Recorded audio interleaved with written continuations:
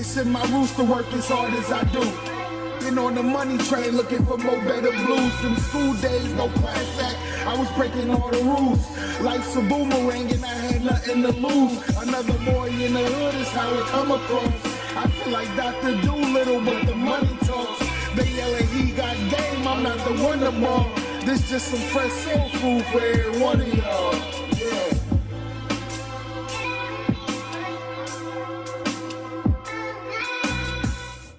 Yo, welcome back for another episode of Cornbread Movie Review. Hey, make sure y'all like and subscribe to the channel, please, and share this video, bro. Share this video.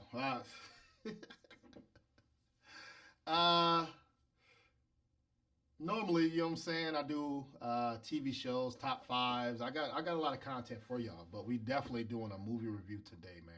And you see the title, you see what we gonna talk about.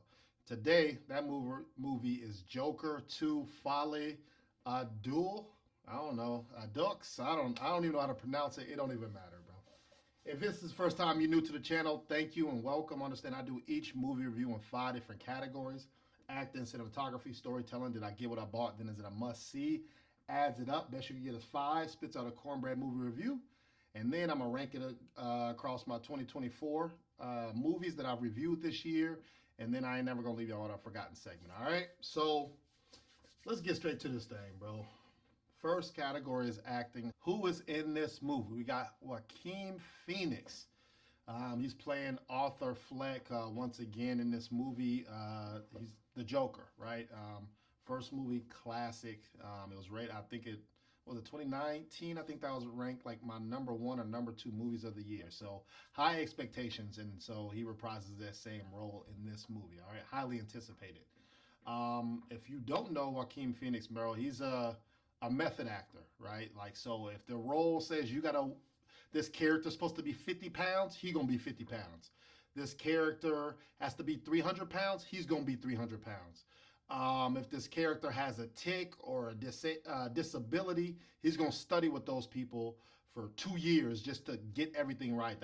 So he dives into the method acting. So he's always fire. So in this movie, he was real skinny, frail, little violent, but it's like he's trying to play 2 characters in one, right? Trying to fight the inner demons inside him.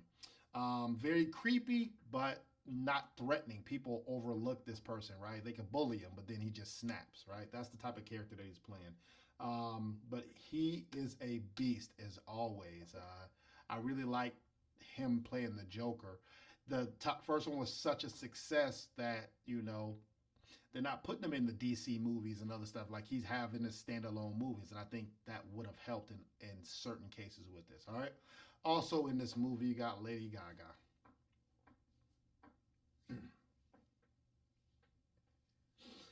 Lady Gaga plays Harley Quinn.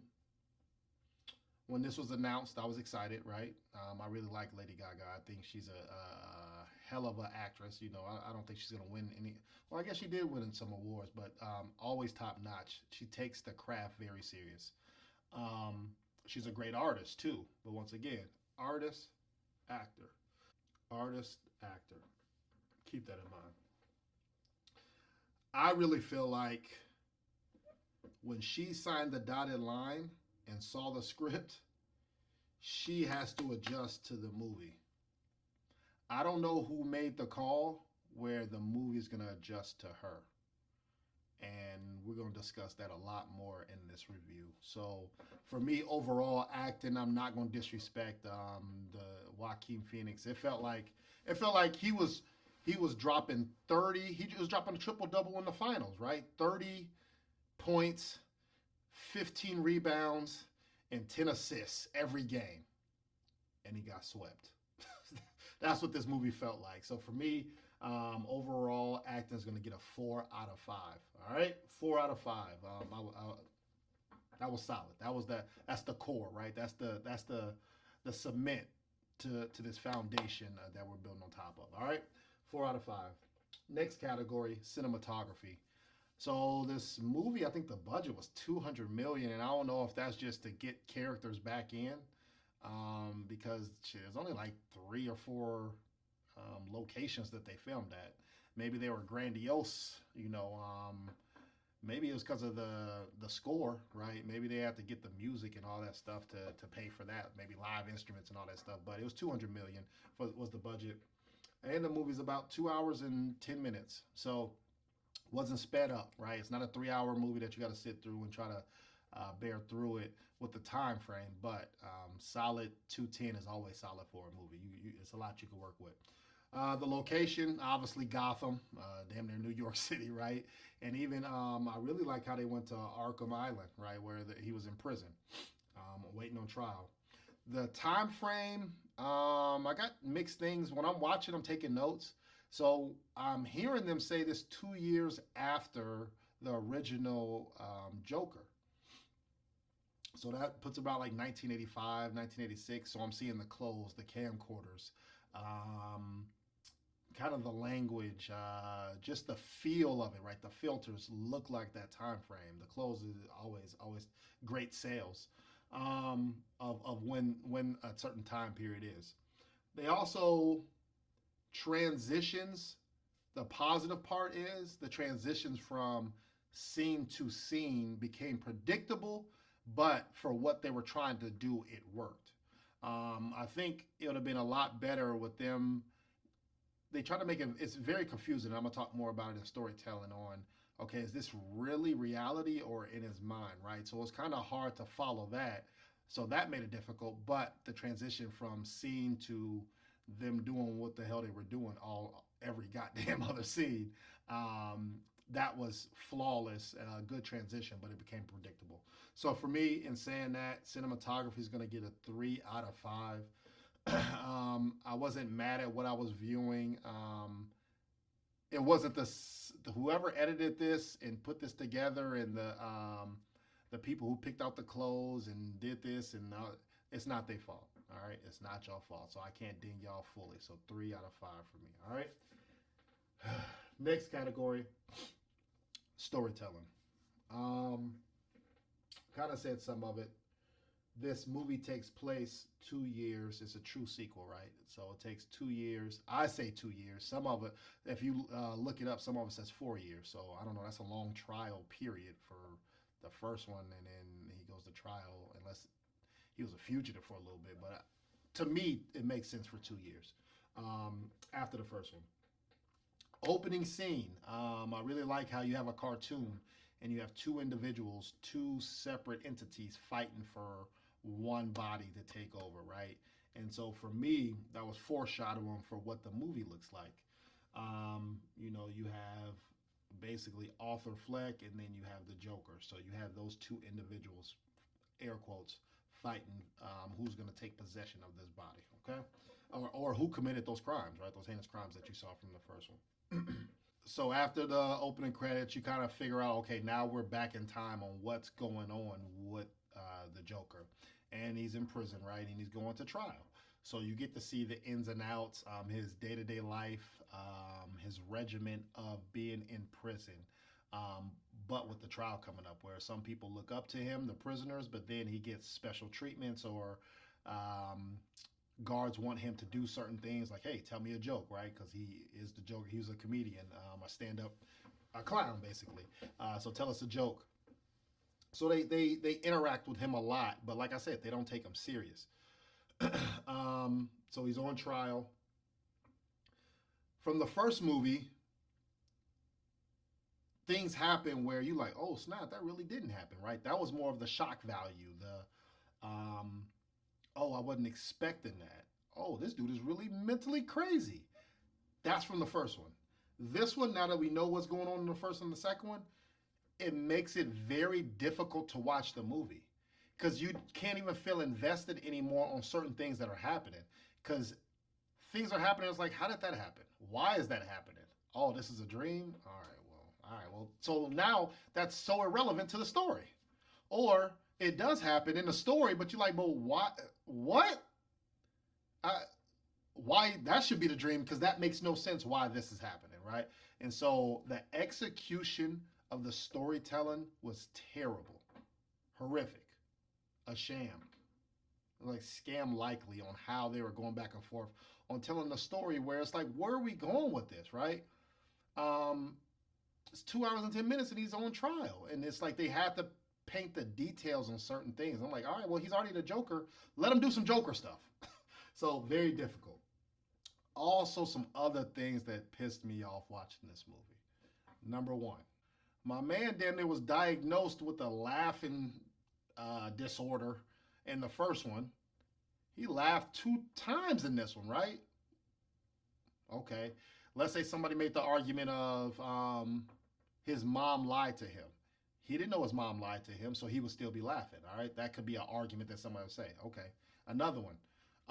Well, he's drugged up in this one, so maybe it fixed it or it causes him to be somebody else. Okay. If he's drugged, he wasn't taking his pills either. So that means where's the laughter at, right? So I'm sure there's somebody out there trying to finagle a way of why that is not consistent, but it should be, because if that was from the first one, that should translate over to the second one, right? Or transfer over to the second one. Okay, that's the first thing. Second thing, you got Lady Gaga's character. Obviously, we telling spoilers, right? Because we have to get my point across on why this movie's gonna get the rating that it's gonna get. Second thing you're gonna get is, Harley Quinn does these things. She even lied that she was a liar on how she wanted to get close and all this other stuff, right? Okay, that's cool. I'm following. Hey, dude, I'm following. But if they try to escape and it's making the newspaper, how is this lady free? She chilling like me and you. They allowing her to come to court. But yet she did this stuff. Hey, bro. I don't know, bro. I didn't like it at all. Didn't like it at all. So for me, storytelling is going to get a 2.5 out of 5. You had the blueprint, bro. You had the anticipation. You had an open canvas, and you shot and missed, bro. Shot and missed. It's like people, they hit a couple threes. Okay, now that you inball the ball to them, and they just throw it half court. Why? Why don't you get back to your spots? We're going to feed you the rock. Come on, man. We got to do a little bit better, man. So 2.5 out of 5 on storytelling. All right. Next category. Did I get what I bought? The movie was $13. I also went damn near like the first or second show on the first day, right? So usually they do percentages of 25% off. So my ticket's a little bit cheaper. If you go in the prime time areas on the prime time nights and times, your ticket might be a little bit more expensive. I don't think it was 3D, or I didn't see any 3Ds, but they could, So that's how much I paid for the movie, and it's only in theaters, right? It's not on streaming platforms. It is rated R. It's a musical thriller. Let me repeat this. This movie is classified as a musical thriller.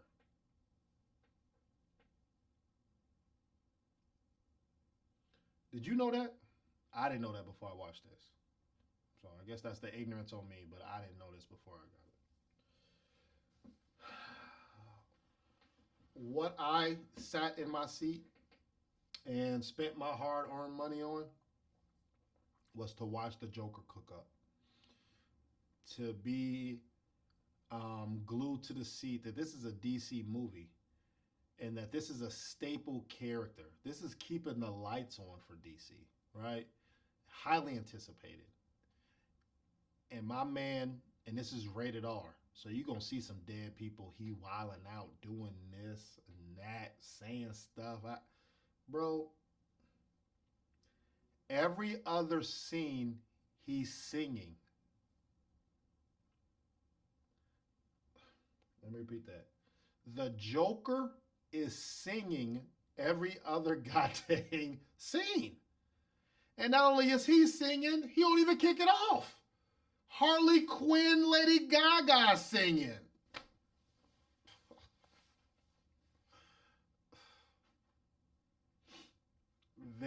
Bro, it came a point where I'm watching a scene and something clicked like, all right, this is an intense, supposed to be serious scene. Soon as it's over, I said, don't do it. Do not transition. Do not do it. My man, you hear trumpets, trombones, flutes.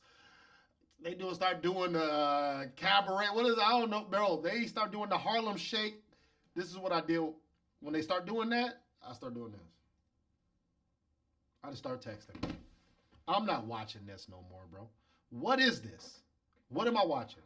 I don't even pay attention to the lyrics, so I don't even know if it's pivotal on what they were saying that's relevant to the story. That's how much I was turned off by what I was watching, bro. Terrible. I can't do it, bro. I can't do it. So did I get what I bought, bro? It's a 1. Did I get what I bought? A 1. There's a couple. It's like one sex scene and maybe some language, but it ain't no violence, no blood, no nothing. I don't know. This should have been rated PG. As much kid bop as I was watching. I don't, man. We got to do better, bro. We got it. Every scene had a stogie in a song. Every other scene had a stogie in a song, bro. Come on, bro. I don't like it, man. I was very disappointed. Very disappointed. The only reason it got a 1 is because they had some of the old characters. They brought some of them back. I really appreciated that. They introduced Harvey Dent, right? Young Harvey Dent. Man, that's a whole character right there. Like, have them interact and do, like, go back and forth. Come on, man. Like, you had potential, bro. So that's the only reason you got a 1. Other than that, you would have got a 0 from me. All right? Last category, is it a must-see? It is DC. It is still dark humor. It's kind of like watching Baby Reindeer, if you ever seen that, like dark humor, right? Like they talk about suicide and like, but that's funny to those certain people who just think different. Murder, just very violent, right? So you still get that piece of it, which I enjoyed from the first one. Also, the first movie was a 5 out of 5 from Cornbread, right? So in 2019, this movie fell from grace hard. There's only another movie I can think of off the top of my head where the first movie was so fire and the sequel bombed it, and that was Wonder Woman, I think 1984 or something like that. So what's up with these 84, 85 remakes? Maybe that's the key. I might have cracked it. But Wonder Woman, the second, the sequel, 1984, I think that's the year. Terrible. First one, classic. That's exactly what you get in this Joker. I didn't like it.